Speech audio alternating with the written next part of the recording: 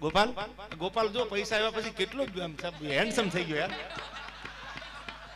પેલા તો હાવ મખુડી જેવો હતો, પવન આવે તો એમ પડી જવાનો. હમણાં ડાયરા એના મા બાપના આશીર્વાદ, ભરત બાપુ સંતોના આશીર્વાદ છે. આવડું બાળક જયારે બહુ નાનો હતો, હજી તામ હાર્મોનિયમ ઉપર માન હાથ અડતો હતો, ત્યારનો એ ભજન ગાય છે.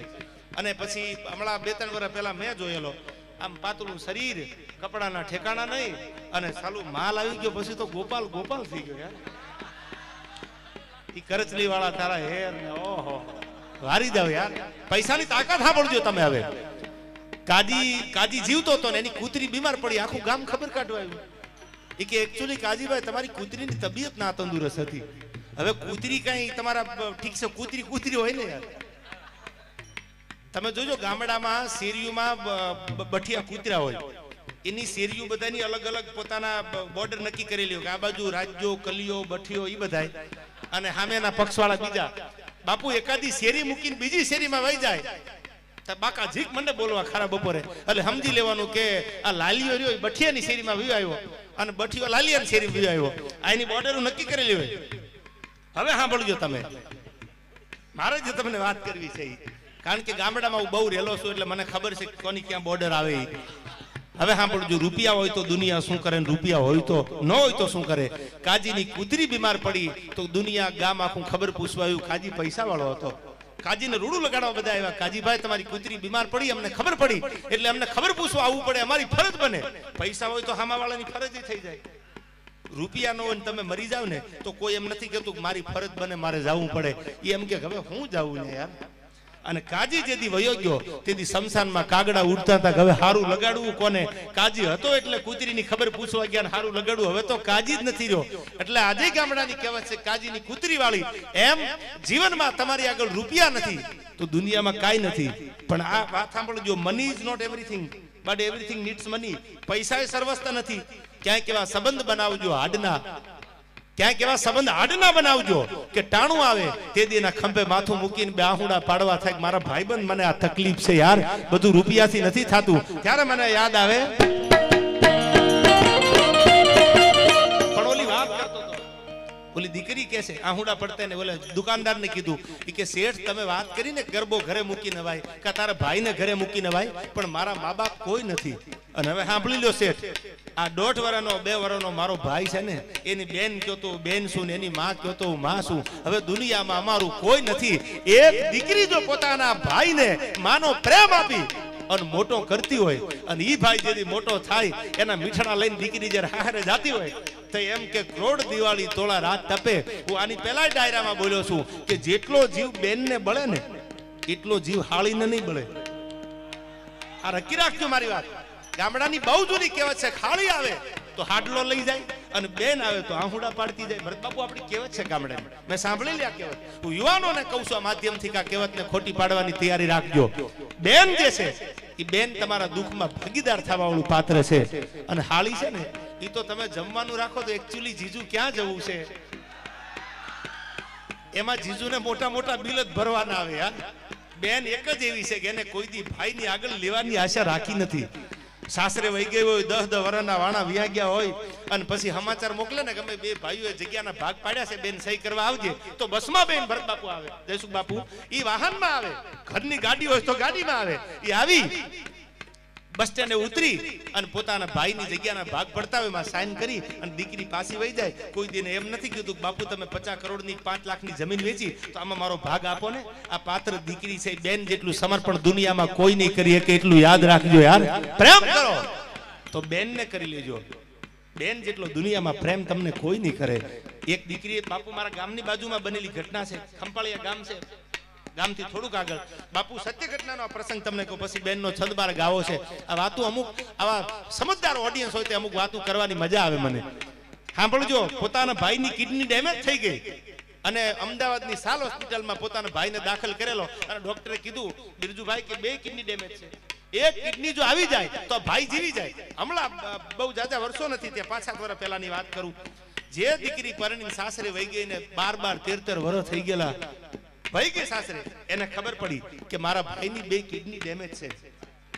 કોઈને કીધા વગર ગડગડતી ડોટ મૂકીને હોસ્પિટલ આવી, પરિવાર નક્કી કરે એ પહેલા દીકરી બોલી કે મારી કિડની કાઢી દો અને મારા ભાઈને આપી દો. કદાચ મારો ભાઈ દુનિયામાં નહીં રહે, દુનિયા મારા બાપને મેણું મારશે કે વાહે વંશ ન રહ્યો, એટલે પોતાના બાપના વંશની ઉપાધિ કરે. એ દીકરી કરી હકે ની બેન કરી કે પોતાની કિડની કાઢી અને પોતાના ભાઈને આપી દીધી કે હાલો મારા ભાઈને આપી દો મારી કિડની, ક્યાંય વેચાતી લેવાની જરૂર નથી, કોઈ નહીં, અમે ભાઈ બેન છીએ. ડોક્ટરને પૂછું મારી કિડની મેચ થાય તો આપી દો.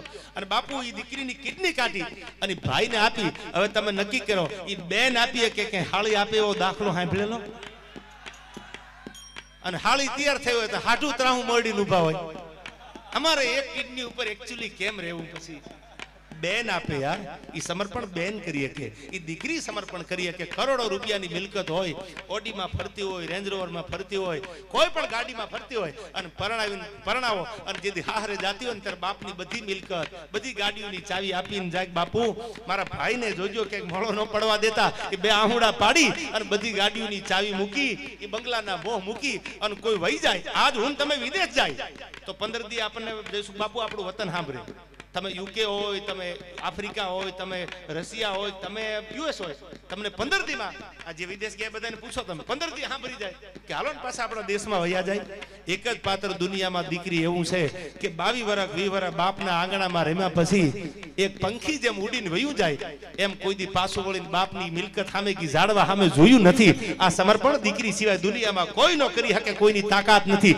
ઋષિ જેવું જેનું જીવન છે. કવિ એમ કીધું કે મહાત્મા ઋષિ હોય, ઋષિ જેવું જો કોઈનું જીવન હોય ને તો આ દેશની દીકરીનું કા દેશની બેનનું એવું જીવન છે જેનું જીવન ઋષિ જેવું છે. એકવાર મૂકી દે પછી એનું કોઈ દી ઝાડવા સામે નજર નથી કરી. પછી ત્યાં કદાચ ગમે એટલું દુઃખ હોય, ભલે પૈસા ન હોય તોય જીવી લે. સાહમ તપ સૂર્ય નિવિસ દષ્ટિ ઉર્ભમ ત સૂતમ નથમ ચરીસે યથાપી મે જનાંતરે પી તમા પડતા નથમ પ્રયોગા એક જન્મ નહીં, જન્મો જન્મ સુધી તરીકે મને પતિ તરીકે રામ મળે. આવું આ દેશની દીકરીઓ બોલી છે. અટાણે જમાનો બદલાઈ ગયો, હજી 3-3.5 મહિના થાય તો મને એકચ્યુઅલી નહીં ફાવે. તમને ફાવતું જ નહોતું, તમારે વહેલું કહેવાય ને યાર. આ ઢોલ ને આ નગારા ને આ ફટાકડા ના બિલ તો તમે જોવો યાર. તમે આટલું બધું કરાવ્યું ને હવે તમે 3-4 મહિને એમ કહો મને એકચ્યુઅલી નહીં ફાવે, મારા સાસુ બરાબર નથી, મારા નણંદ બરાબર નથી ને એમ નહીં. દીકરી જે સારા ઘરની સંસ્કાર વાળી દીકરી પરણીને જાય ને પછી એનો દુઃખને વેઠી લીધા છે. સાહેબ આપણા વડીલો એમ કહેતા હતા કે રામાયણ આપો, એને ગીતા આપો. શું કામ કહેતા? કે અનખાને એવો ઓડકારો આવે. જેને રામાયણ વાંચી ભરત બાપુ જેને ગીતાના પાઠ કર્યા હોય ને, પેટમાં પોટીને સાંભળેલી બાળે રામ લક્ષ્મણની વાત, શિવાજીનું હાલડું આ વાતને પુરવાર કરે છે કે જે દીકરા પોતાના માના ઉદરમાં હોય અને જેને સારી વાતો સાંભળી હોય એના દીકરા જન્મે ની દાતાર જન્મે, સુરવીર જન્મે, સમર્પણ અને ત્યાગ કરવા વાળા જન્મે. હું હમણાં જ રસ્તામાં કહેતો આવતો ત્યારે કે અટાણે આ બધી આખો જમાનો આખો ટેકનોલોજી આવી ગઈ. તમે 5G વાપરી શકો, 4G વાપરી શકો, પણ પેલા ઓલા ટીનના એન્ટેની આવતા. આમાં વડીલોએ જોયા છે, ગુજરાતી દૂરદર્શનની ચેનલ આવતી, એમાં એન્ટેની આવતું હતું બરોબર ફાઇટિંગ જામી હોય ફિલ્મની. એન્ટિનિયામાં ઓલા ટીવીમાં ઝરમરિયા મંડ્યા આવવા. એટલે એક જણાને નળિયા વાળું મકાન હોય, બાપુ અમે અનુભવેલું તમને કહું, નળિયા વાળું મકાન હોય એટલે એક જણાને મોભારે ચડાવવો પડે કે એન્ટિનિયામ બરાબર કરતો. એક જણો નીચે ઉભો હોય કે આ બરાબર બરાબર બરાબર, હવે ઝરમરિયા વયા ગયા, બરાબર આવી ગયું. આ એક યુગ હતો, આજથી પાસ્ટ વયા જાવ 20-25 વર્ષ પહેલા. શું કામ? યુગ હતો. હવે એ યુગ વિયો ગયો, હવે ટેલિફોનનો યુગ આવી ગયો. નાના બાળકની જેટલી ફોનમાં ખબર પડે છે ને એટલી હજી મને તમને કદાચ નહીં પડતી હોય. એટલો 5G યુગ આવી ગયો. હવે તો એમ કહું છું, હવે બાળક જન્મીને તરત એમ કહે છે મોમ મારો મોબાઈલ ક્યાં છે? આટલો 5G, કારણ કે માત મોબાઈલ એટલો વાપરે છે તો બાળકો વાપરે ને. ગીતાના જ્ઞાન જેને લીધા છે એ દીકરા એવા જન્મા છે. સાવ સુવાળો નથી આરાધ્યો આ ભારતે કાયર દેવ, તેગધારી ત્રિશુલ ધારી મારો ચક્રધારી વાસુદેવ, ધીંગાણાના ધૂપ લીધા છે અમે ગીતાજીના આયા પાઠ પીધા છે. ત્યારે મને યાદ આવે બેન માટે આ છંદ છે, સાંભળજો કેવી બેન છે.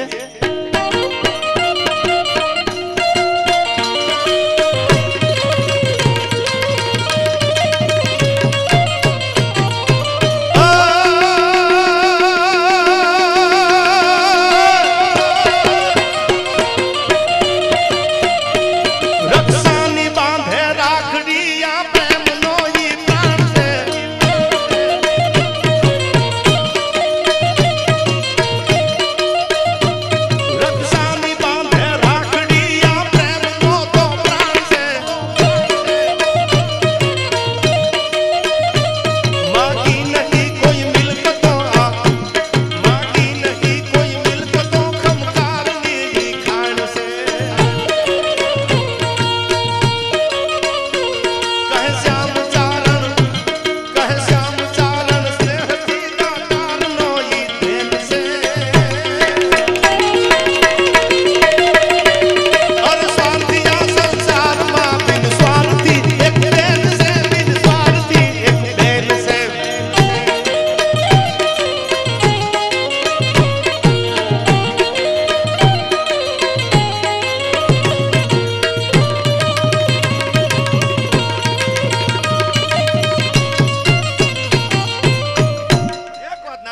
સમજદાર બેઠા, ભરતબાબુ બેઠા એટલે વાત કરી દઉં. પદ્મશ્રી ભીખુદાનભાઈ ઘણીવાર આ વાત કરતા હોય. કઈ વાત? કે રામે લક્ષ્મણને કીધું કે લક્ષ્મણ, જેના જીવનમાં આદર્શ ન હોય, જેના જીવનમાં વિવેક ન હોય, એ માણસ જીવતા મરેલો છે. આદર્શ વગરનું જીવન છે ને એ તો વ્યર્થ બની જાય, એ જીવનનો કોઈ મતલબ ન હોય. ત્યારે લક્ષ્મણે રામને એટલું કીધું, ભાઈ તમારી વાત બહુ સાચી છે કે આદર્શ વગરનું જીવન વ્યર્થ બની જાય, પણ આદર્શ પકડવામાં, આદર્શને રાખવામાં, વિવેકને રાખવામાં આખું જીવન પૂરું થઈ જાય, એનું શું કરવાનું? ત્યારે રામે વળતો જવાબ આપ્યો, સાંભળી લે ભાઈ, જે આદર્શ પકડવામાં જેના જીવન પૂરા થઈ ગયા, આદર્શ રાખવામાં, વિવેક રાખવામાં જેના જીવન વ્યર્થ બની ગયા, એ વ્યર્થ બનેલા જીવન પાછા બીજાના જીવનનો આદર્શ બની જાય છે. દાખલો તો મીરાબાઈનો દેવો પડે, જેને ઝેર પીધા છે. દાખલો તો નરસિંહ મહેતાનો દેવો પડે, દાખલો તો હરિચંદ્ર રાજાનો દેવો પડે, ભરી બજારમાં વેચાણા. અને દાખલો તો ઓલી એક વાણિયાની દીકરીએ પોતાનો દીકરો ખાંડી દીધો ને, એનો દેવો પડે. હજી બિલખાના પાદરને આપણે યાદ કરવું પડે. શું કામ?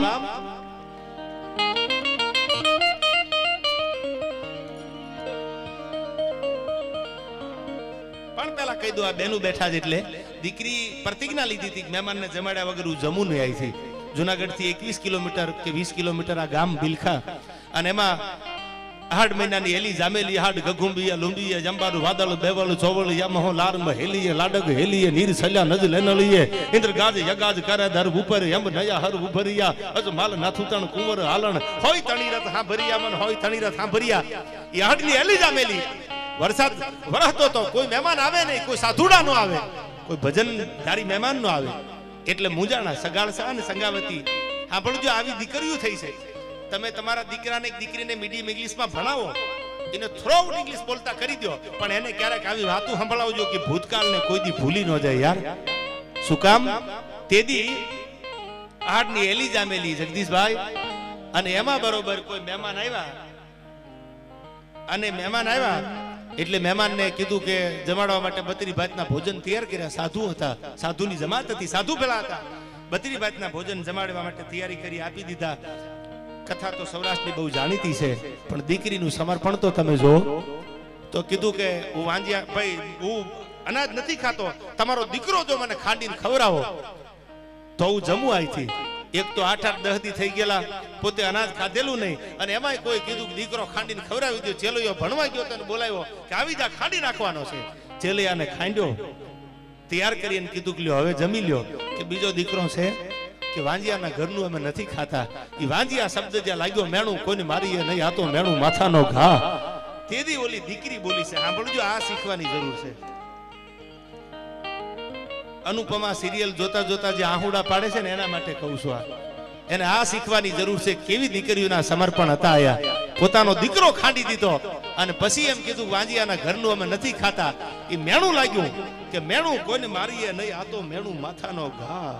અને વાંજિયા કીધા કે હા, કે આ વાત માને થાય, બાપને ન કરાય. આ વાત બાપ સુધી પુગાડાય નહીં, બાપ સુધી આ વાત થાય નહીં. આડી મર્યાદાની એક લક્ષ્મણ રેખા છે, પણ તમે અમારા બાપ ઠેકાણે છો ને, એટલે વાત હું તમને કરું છું. અને બિલખાના પાદરમાં એક વાણિયાની દીકરી વનરાજભાઈ શું બોલી છે આમાં?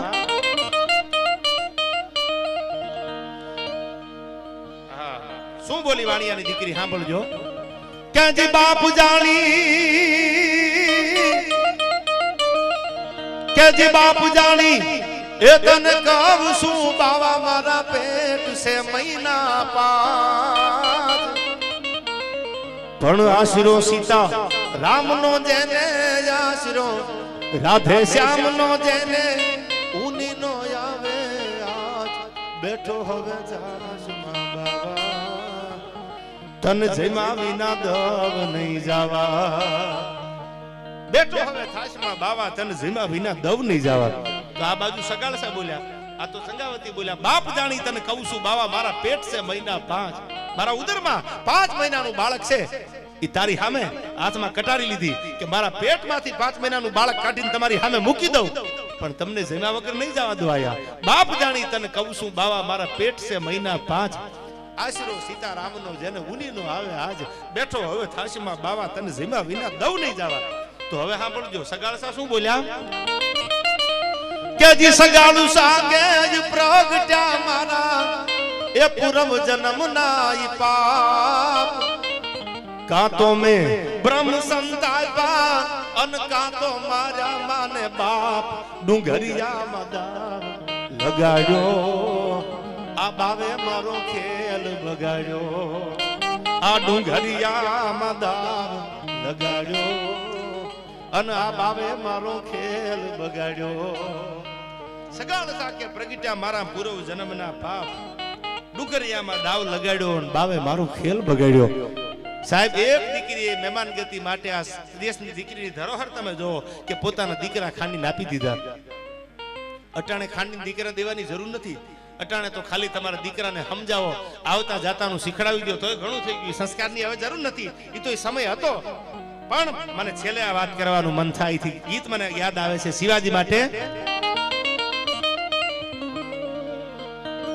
ભાઈબંધાઈની વાત મને કરી તો મેં શરૂઆતમાં ઘણીવાર ગાઉં છું કે સુદામા અને કૃષ્ણની મિત્રતા હતી મિત્રતા રાખજો લેવલ માપવા વાળા કોઈ તમારી યાર ભાઈબંધ બને તો લેવલ વાળા યાર ભાઈબંધાઈ ન રાખતા કોઈ દી અમારું આ લેવલ છે અમારું આ લેવલ છે તમારું આ લેવલ છે લેવલ કોઈ દી મિત્રતામાં હોય નહીં સુદામો ગરીબ હતો અને ઓલો હોનાની નગરીનો રાજા હતો તો બત ભરી લીધી અષ્ટપટરાણી જોવા માંડી ભગવાનની કે આવો કોણ મહેમાન આવ્યો ભગવાન પિતાંબરનું ભાન ભૂલી ગયા પગમાં પિતાંબર આવ્યું એક ગરોટિયું બીજું ગરોટિયું ભગવાન કૃષ્ણ પરમાત્મા દ્વારકાધીશ ખાઈ ગયા તો બધાય જોવા માંડ્યા કે આવું છે કોણ મહેમાન આવ્યું કોણ આ તો સુદામો હતો પગમાં પગરખું નમળે સાહેબ પહેરવા માટે અંગરખું હતું એમાં કાણા પડી ગયેલા અને ઈ સુદામાને જોઈ અને અષ્ટપટરાણી વિચાર કરે છે કે આ ભગવાનનો આવો ભાઈબંધ છે કે ભગવાન ભાન ભૂલી ગયા કૃષ્ણ પરમાત્મા લેવલ માપતા હોય ને ભાઈબંધી કોઈ કી કરતા નહીં શું કામ કે લેવલ વાળા કોઈ દી ભાઈબંધી નિભાવે નહીં આ વડગામાં આખો પરિવાર છે બધાયથી વાકેફ નથી પણ બધાય પરિવારને લાખ લાખ વંદન જેને શ્રદ્ધા રાખી છે હનુમાન માથે